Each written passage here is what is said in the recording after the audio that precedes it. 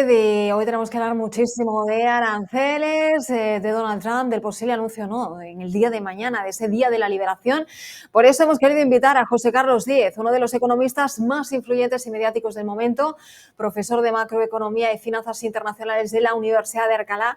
José Carlos, ¿qué tal? ¿Cómo estás? Muy buenas tardes por ti. ¿Cómo te encuentras? Pues muy bien, Ana. Un placer estar con vosotros en Florida otra vez. Claro, qué bien, José. Estamos contentos de que nos acompañes nuevamente y hablando sobre nuevos temas. Hemos visto cómo el mercado está cambiando. Hemos terminado el primer trimestre en el 2025, pero aún así hay muchas preguntas que queremos hacer y justamente hacerlas contigo que estás hoy con nosotros.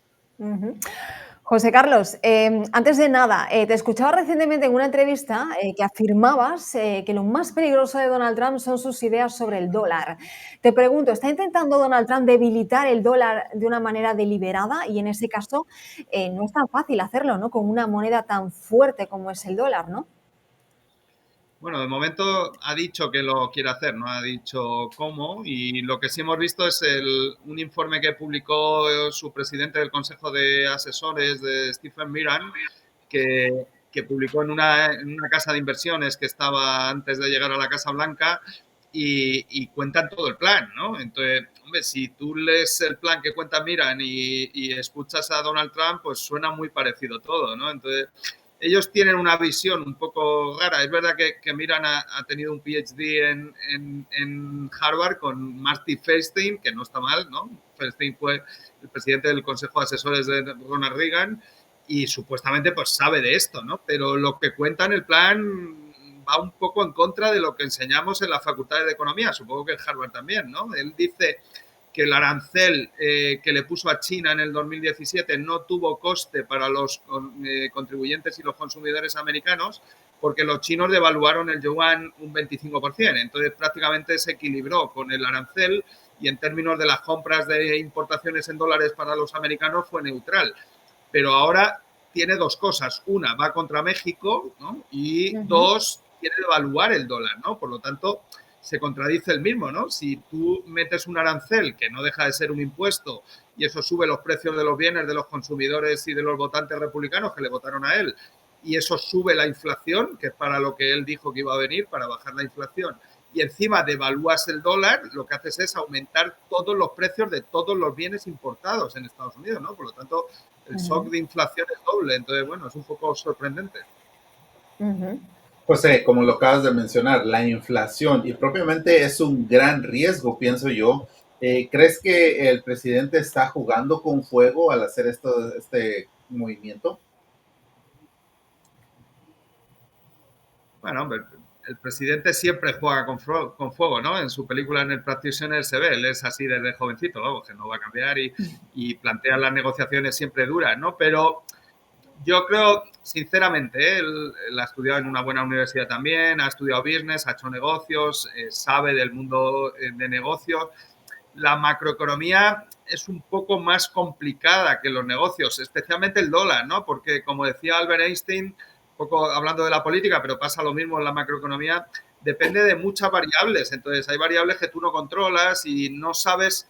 O sea, tú cuando provocas el caos pierdes el control, ¿no? Tú provocas un shock y luego no está claro que vaya a controlar, ¿no? Entonces, él habla en el informe de Miran, en el informe que estoy comentando, directamente cita dos posibilidades de depreciación del dólar, ¿no? Una, interviniendo la Reserva Federal, cambiando a Jerome Powell y poniendo a alguien, digamos, bizcochable en la Fed, que se adapte a lo que Ujú. el presidente le diga, y eso podría bajar los tipos de interés y depreciar el dólar de manera natural, un poco el movimiento que ha hecho el mercado, ¿no? Va por ahí. Y dos, él habla de replicar los acuerdos del Plaza en 1985 que forzó Ronald Reagan con el G5, ¿no? Principalmente Alemania y Japón, para que Alemania y Japón apreciaran el yen japonés y el marco alemán contra el dólar. En aquel momento veníamos de una crisis del petróleo con inflaciones altísimas, la Reserva Federal se llevó los tipos prácticamente hasta el 17%, era una situación muy anómala y el dólar estaba en máximos históricos de sobreapreciación contra cualquier divisa. En este momento no está tan claro, ¿no? De hecho, está en niveles previos a la ruptura de Bretton Woods en Ujú. 1973.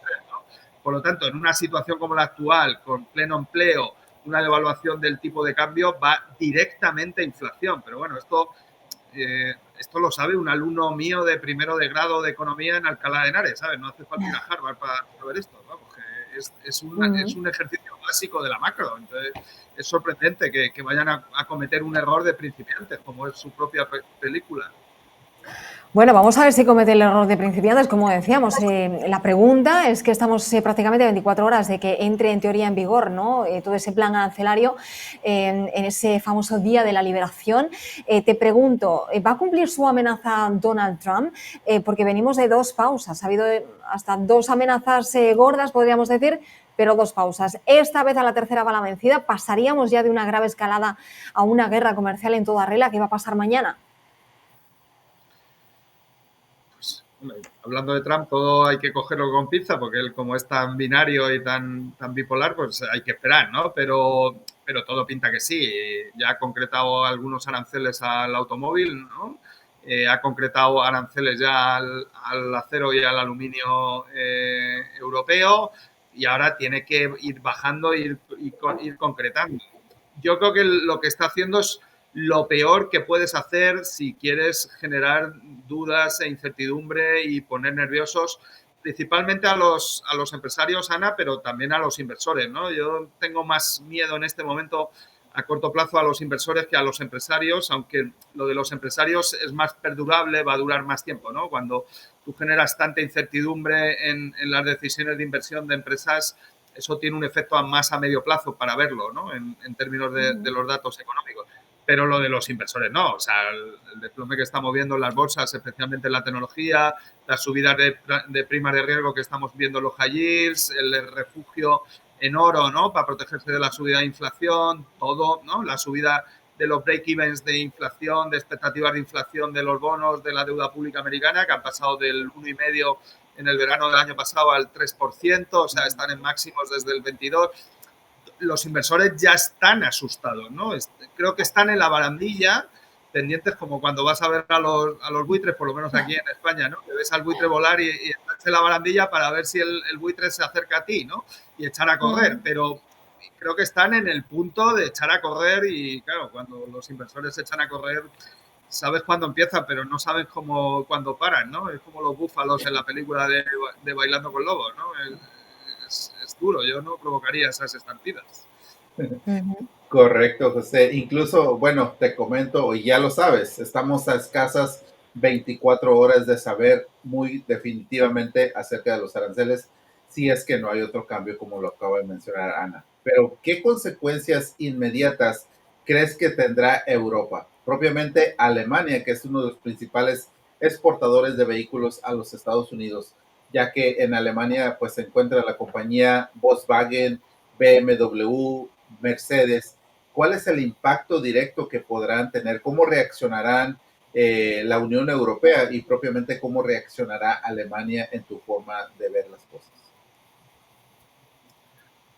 Bueno, las compañías alemanas desde aquella crisis con Ronald Reagan y Martin Feldstein, que era el profesor y el director de tesis de Stefan Mirand, ¿no? Ronald Reagan, yo sé que esto la gente no me cree, pero Ronald Reagan también fue proteccionista.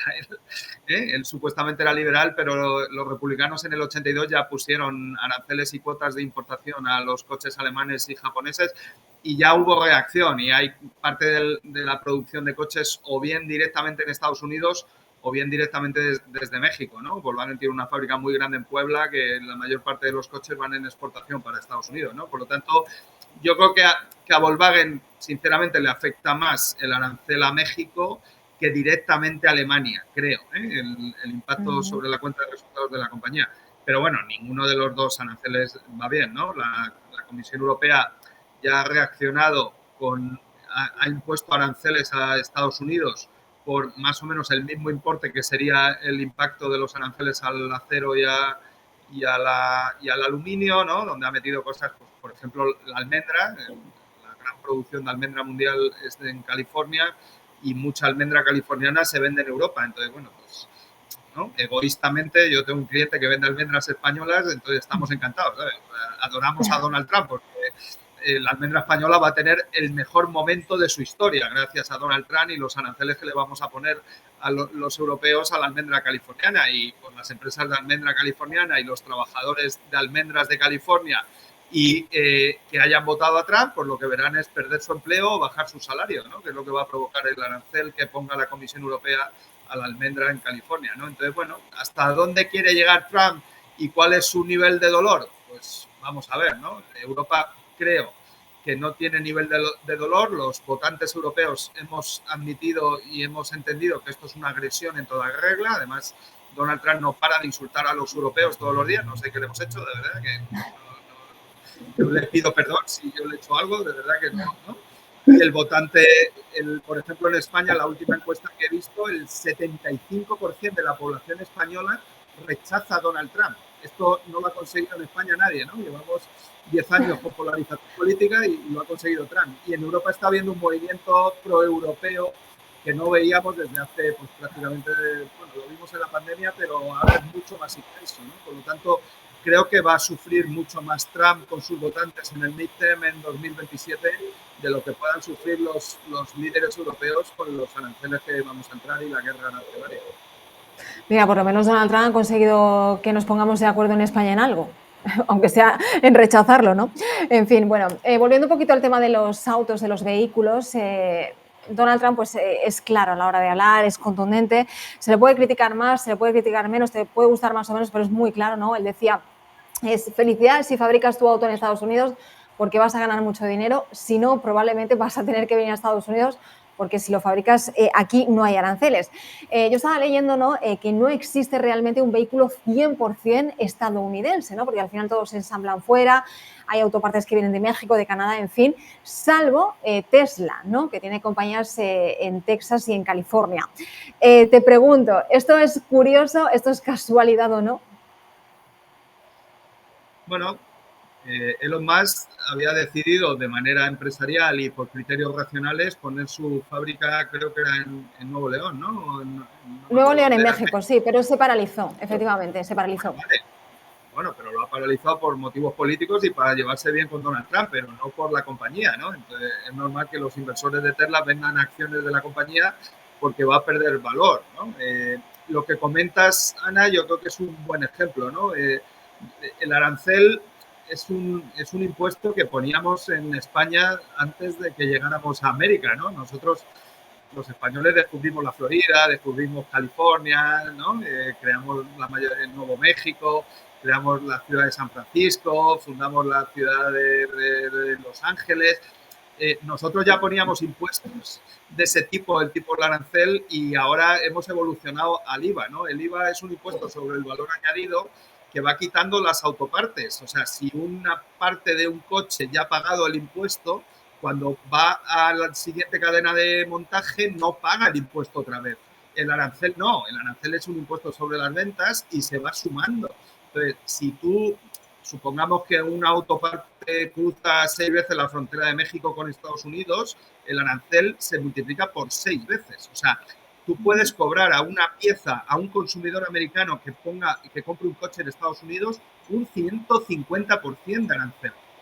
Es un disparate, Ana. O sea, es que yo creo que o no tiene buenos asesores en la Casa Blanca o, que me parece más normal, nadie se atreve a decirle la verdad a Hamlet porque, claro, el emperador se puede enfadar y destituirte, ¿no? Entonces, bueno, y luego, pues bueno, nosotros en Europa lo estamos sufriendo en mayor medida, Tesla ha aguantado mejor, pero ahora mismo la tecnología china, especialmente en coche eléctrico, es mucho más intensa que la de Tesla, ¿no?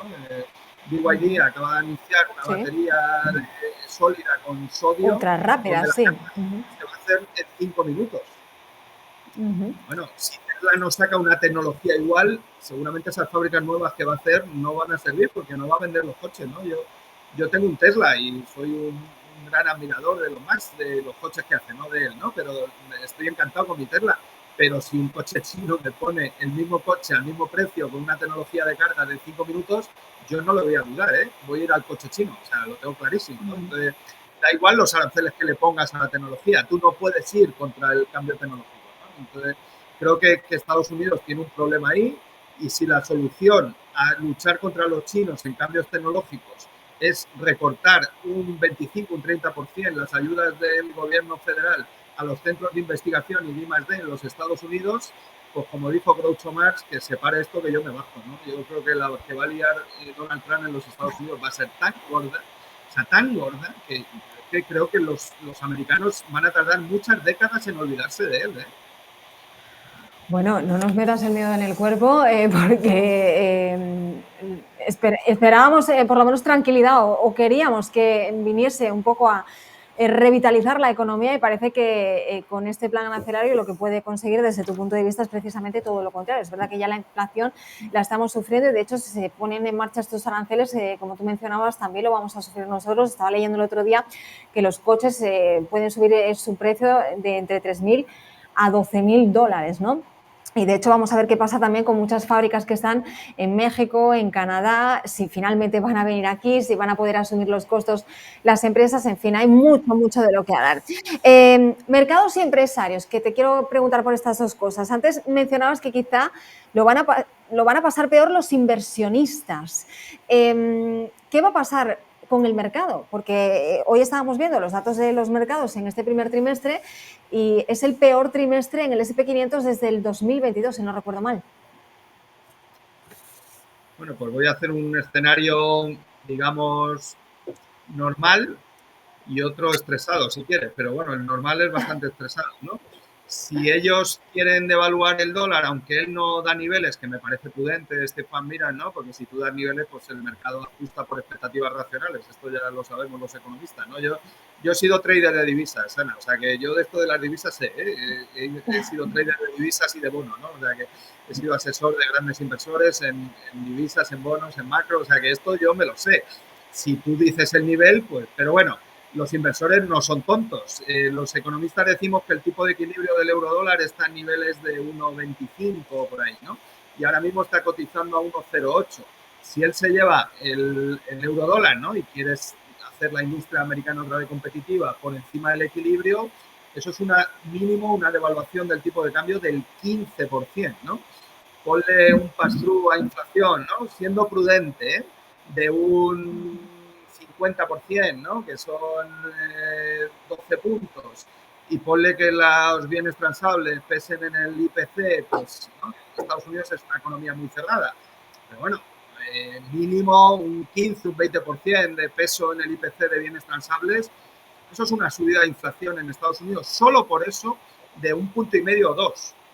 O sea, no estamos hablando de cosas pequeñas, ¿eh?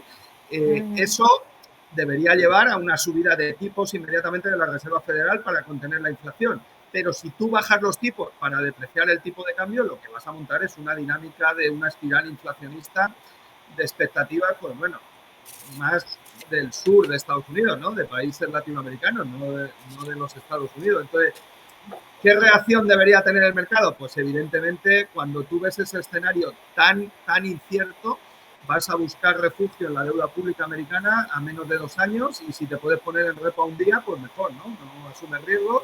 Habrá una fuga de capitales del dólar para protegerse en el euro y buscar el punto de equilibrio y buscar hasta dónde Donald Trump lo va a llevar. Y eso, claro, estamos hablando de movimientos muy bruscos de divisas y de capitales, ¿no?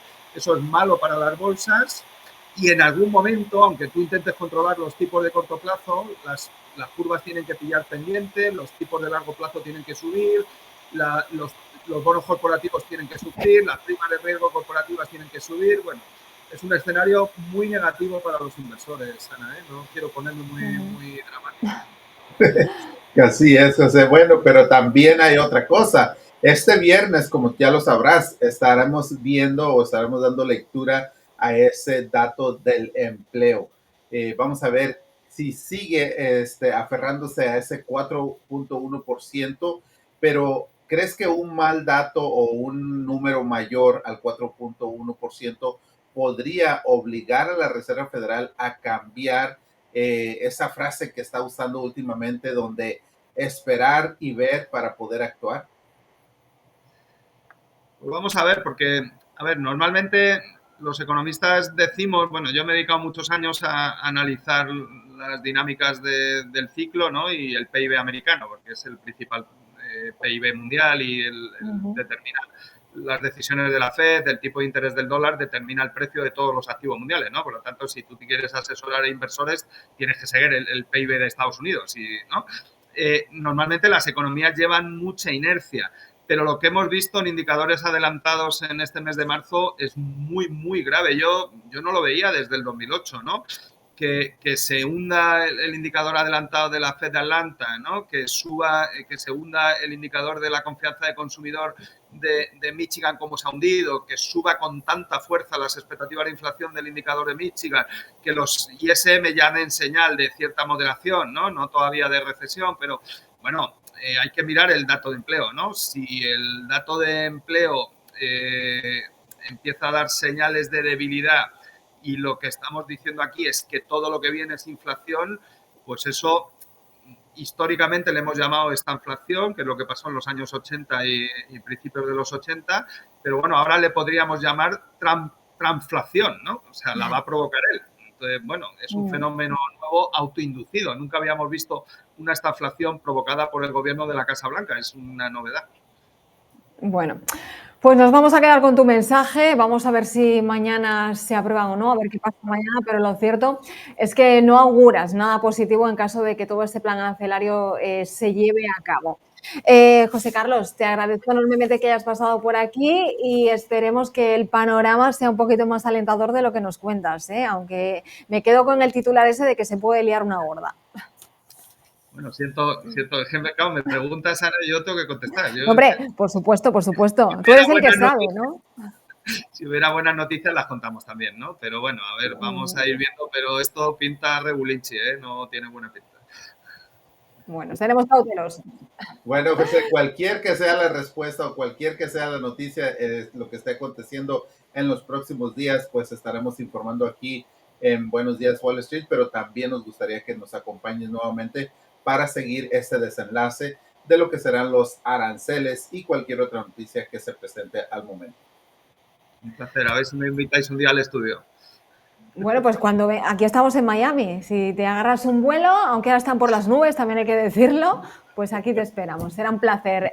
Muchas gracias, te seguimos en redes sociales, en tu Twitter, lo colocamos por aquí, en tu página web por supuesto también, muchísima información, como digo, si quieren seguir a José Carlos Díez para estar al día de lo que ocurre en el mundo de las finanzas, de la economía. Gracias, José Carlos, nos vemos muy pronto y que nada, disfrutes ya del buen tiempo por fin en España. Muchas gracias. Me voy a tu tierra, Ana. Voy a Córdoba el viernes.